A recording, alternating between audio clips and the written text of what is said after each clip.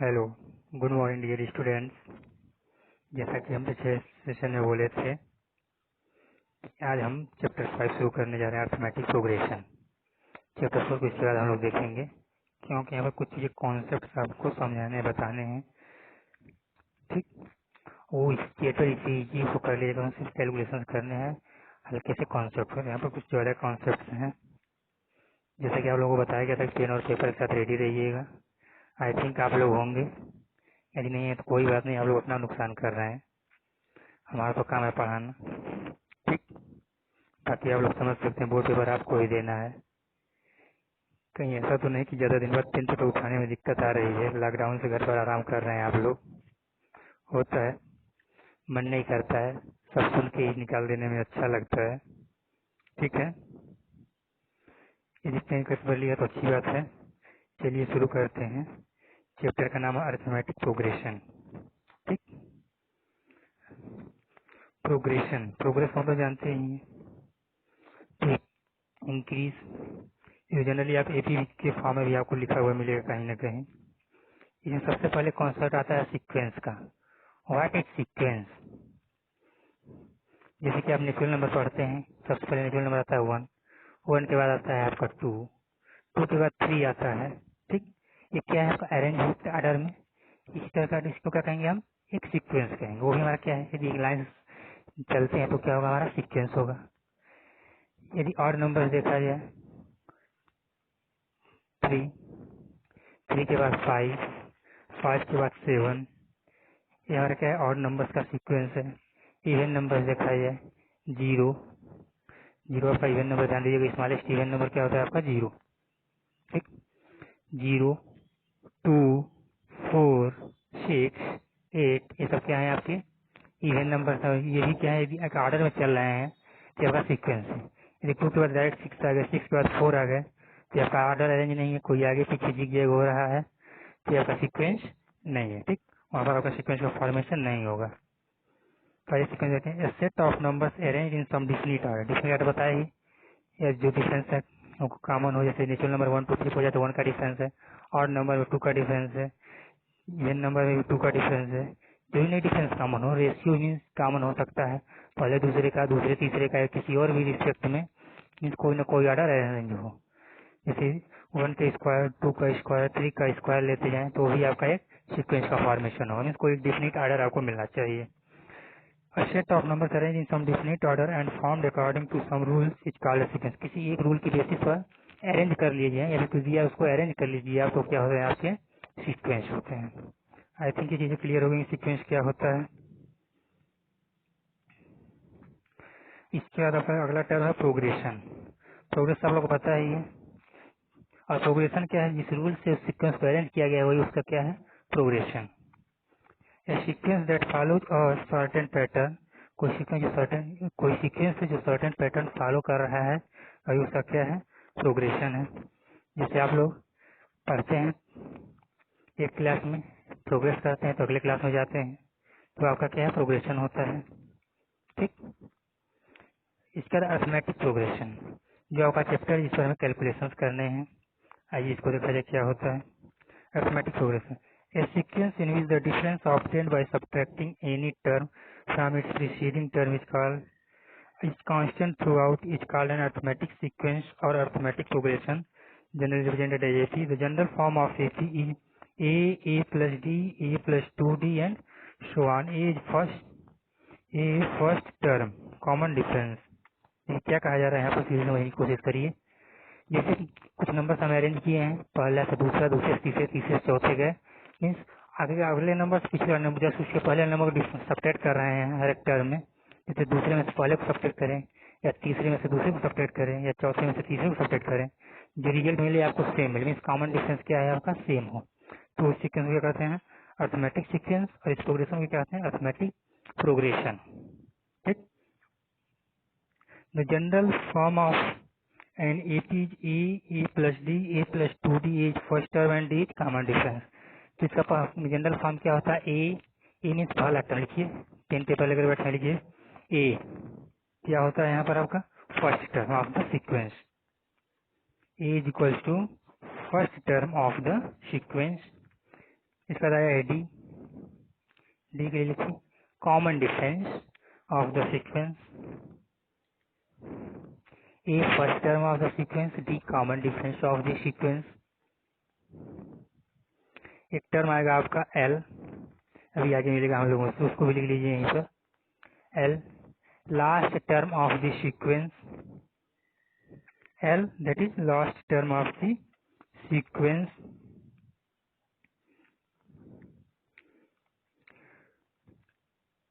इतनी चीजें क्लियर हुई? आइए नीचे चलते हैं, और भी चीजें लिखनी है। हमें लगता है लोग ज्यादा दिन बाद पेन पकड़े हैं यार, इसे थोड़ा थोड़ा लिखते हुए चलेंगे, ठीक है।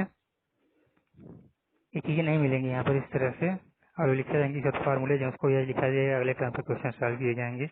इसके द्वारा आपका जनरल टर्म, जनरल टर्म क्या होता है? If A is the first term and D is common difference on of an AP, then nth term, nth term, देखिए nth टर्म को एन से डिनोट किया जाता है, आगे मिलेगा आपको, या एन से यहाँ पर डिनोट किया गया है।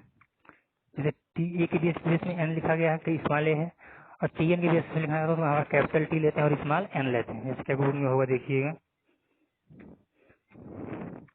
तो वहां से आप क्या करेंगे, फार्मूला वही है, nth term is given by T N is equal to, या फिर A N is equal to A plus bracket में N minus one into D. N क्या है? नंबर ऑफ टर्म्स, जो सा टर्म निकालना है। जैसे 5वां टर्म निकालना है तो ए 5 हो जाएगा, तो एन की जगह 5 रख देंगे। 10वां टर्म निकालना है तो ए 10 हो जाएगा, एन की जगह पर 10 रख देंगे, ठीक। चलिए एक टर्म और लिखिए, L, L is equal to last term, last term, ठीक। एल का फार्मूला क्या होता है? एल निकालना है आपको किसी सीक्वेंस का लास्ट टर्म, मान लीजिए एन टर्म्स हैं, तो आपका एक टी एन का फार्मूला भी आपका एल के लिए सेटिस्फाई होगा वहां पर। देखिए एल का फार्मूला यही, ए एन का या फिर टी एन का जो है, ए एन या फिर टी एन, जिसके फॉर्म में आप लिखें L is equal to A plus N minus one into D. The formula A N is equal to A plus N minus one D contains the quantities A N, E N and D. Three quantities being given, the fourth can be find out by using the above relation। जैसे कि फार्मूले में 4 variables हैं, 3 आपको दिया रहेगा, किसी एक को आपको कैलकुलेट करना रहेगा, वैल्यूज पुट करेंगे और कैलकुलेशन कर लेंगे, ठीक। और पर देखेंगे प्लस माइनस का डिफरेंस, वो कभी कभी वैल्यू निगेटिव में भी आता है, वहाँ पर घबराने की आवश्यकता नहीं है, ठीक है। जो नेगेटिव वैल्यू हमेशा पॉजिटिव है, कभी कहीं डिक्रीजिंग भी हो जाता है, इंक्रीजिंग भी हो जाता है, ठीक है। तो आपका प्लस माइनस का है फिर होता है, फ्रैक्शन में भी होता है, कन्वर्ट भी करना पड़ सकता है आप लोगों को। देखिएगा एक चीज ध्यान दीजिए, मैथमेटिक्स में घबराना नहीं चाहिए, गलती हो तो डरना नहीं चाहिए कि नहीं हो सकता, गलती हो तो देखिए गलती कहाँ हो रही है, ठीक है। एक स्टेप में आप देखेंगे गलती कहाँ हो रही है, यदि आप खुद सर्च करेंगे तो अच्छी बात है, आपको पता लगेगा, अगली बार वो गलती नहीं करेंगे। किसी से पूछेंगे गलती निकालिए तो आपकी हैबिट बिगड़ जाएगी, हर बार करेंगे, हर बार कहेंगे मेरी गलती निकालो फिर हम सही करें। और खुद गलती ढूंढेंगे तो आप कहेंगे कि चलिए यहाँ गलती और अगले स्टेप में, अगले क्वेश्चन में यहाँ पर गलती नहीं होगी, ठीक। और खुद क्वेश्चन करने की कोशिश करेंगे, अब अपनी गलती खुद ढूंढ सकते हैं, छोटे बच्चे नहीं है, बड़े हो गए हैं, ठीक है। मजा आ रहा है? थोड़ा सा हम टॉपिक से हटते हैं, नई चीजें नहीं है आप लोगों के लिए, नई चीज तो थोड़ा समझने में दिक्कत होती है, बाकी तो आप लोग समझते ही हैं। जैसे यहाँ पर ए एन या टी एन, टी एन लिख दीजिएगा, जैसे सिंबल कहीं कहीं डिफरेंट बुक्स में डिफरेंट सिंबल्स यूज होते हैं, कैपिटल टी रहेगा वहाँ पर, यहाँ पर सारे इस्तेमाल हैं। अभी समय आएगा तो वहाँ पर कैपिटल एस मिलेगा, उसको भी देखा जाएगा। The three quantities are given, the fourth can be find out by using the relation. इस क्वेश्चन को हम लोग अगले टर्म पर सॉल्व करेंगे, ठीक है। चलिए, if only two quantities are given, the two conditions in the problem should be given, therefore to determine the two unknowns we solve the both conditions equations linearly। देखिए बहुत बड़ी बात है, जैसे पिछले जगह हम लोग क्या पढ़े हैं, linear equation in two variable, दो वेरिएबल दी है तो आपको दो इक्वेशन दिया होगा, दो वेरिएबल के दो इक्वेशन आप लोग पिछले जगह सॉल्व करके आए हैं, वहाँ कॉन्सेप्ट बेस आप इसका उसका यूज करते हुए उसको सॉल्व करेंगे। यही है मैथमेटिक्स, किस तरह का कॉन्सेप्ट किस चैप्टर में कहाँ यूज हो जाए पता नहीं लगता, इसलिए ज्यादातर लोगों को और नहीं मैथमेटिक्स समझ में आती है। कहते हैं पढ़ रहे हैं अलजेब्रा, लग रहा है ट्रिग्नोमेट्री, दिखे भी ज्यादा है आप लोग। इसको ट्रिग्नोमेट्री क्वेश्चन पूछा था, उसको भी सॉल्व किया जाएगा। ठीक है, इस तरह से नहीं हो पाएगा पीपीटी के बेसिस पर। घबराइए मत, सब ट्रिक बताएंगे, सब याद हो जाएगा। आप लोगों को पता है कैसे याद कराते हैं और आप लोग याद भी करते हैं। ठीक है, चीजें क्लियर है? ये क्या क्लियर कहा गया है? यदि दो वेरिएबल चार में दो ही दिया, दो पूछा था आपको, दो कंडीशन दी होंगी, वहां से आपके दो इक्वेशन बनेंगे और दो इक्वेशन दो वेरिएबल में कैसे सॉल्व करते हैं अभी आप लोग पिछले चैप्टर में पढ़ कर आए। जो चैप्टर क्लियर होगा तो यहाँ पर आगे थोड़ा सा हेल्पफुल होगा। चलिए आगे बढ़ते हैं। The sum of N term of in AP. Sum देखिए, कुछ टर्म है, मान लीजिए 10 टर्म ही है या फिर एन टर्म है, तो उसका सम कैसे निकालते हैं? उनका कुछ सम तो भी तो आएगा, finite number of terms infinite नहीं है तो उसके लिए यहाँ पर consider the sum of N term of an AP. इस ए फर्स्ट टर्म वही जो आपको लिखा है, ए फर्स्ट टर्म है, एन टर्म का सम निकालना है। D is common difference of an AP, A first term है, डी कॉमन डिफरेंस है, एन नंबर ऑफ टर्म्स है। Then the sum of first N term is given by, तो सम of first N term का formula यहाँ पर दिया गया है, एन नंबर ऑफ टर्म्स है, तो क्या दिया गया, एन बाई टू ब्रैकेट, ध्यान दीजिएगा यहाँ पर फॉर्मूले को ऐसा नहीं, equal to N by two, two A plus N minus one into D. If L is the last term of finite AP, यदि वो बोले फाइनाइट टर्म हो, then the sum is given by S N equal to N by two A plus L. वही L का formula जो आपको बताएं, A N का फार्मूला वही उसी से रिमूव कर दिया गया। देखिए ऊपर A plus N minus one D subtract कर दिया, A plus N minus one D plus A, तो उसको कैसे रिप्लेस कर दिया, एल से रिप्लेस कर दिया लास्ट टर्म, यदि आपको पता है तो ये चीजें हुई। चलिए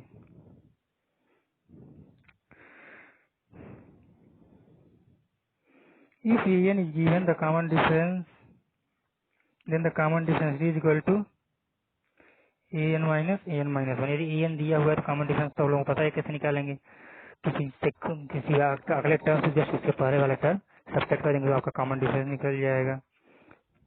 if S N is given then term is given by, यदि एस एन दिया गया है, ठीक है, तो कोई एन टर्म क्या निकालना हो, एस एन दिया लास्ट टर्म में से उसके पहले वाला, लास्ट एस एन में से उसके पहले वाला एस एन सब्ट्रैक्ट कर देंगे एस एन माइनस वन को, जैसे उसके पहले वाले सम को, क्योंकि वही टर्म ऐड होगा तो वही आपका लास्ट टर्म होगा। If A, B, C are in AP, then A2B is equal to A plus C। ये तीन numbers A, B, C, AP में हैं, तो 2B is equal to A plus C का फार्मूला लगेगा। सेटिस्फाई देखिएगा कैसे, D जो है आपका A से जितना ही बड़ा है, ठीक है, A से उतना ही छोटा होगा, सॉरी C से उतना ही छोटा होगा, या फिर A से जितना ही छोटा है C से उतना ही बड़ा होगा। इन चीजों को देखिए, दोनों के लिए कंडीशन यहाँ पर सेटिस्फाई हो रहा है। क्लियर? B ए से जितना बड़ा है सी से उतना छोटा होगा, या फिर ए से जितना छोटा है सी से उतना बड़ा होगा। क्लियर?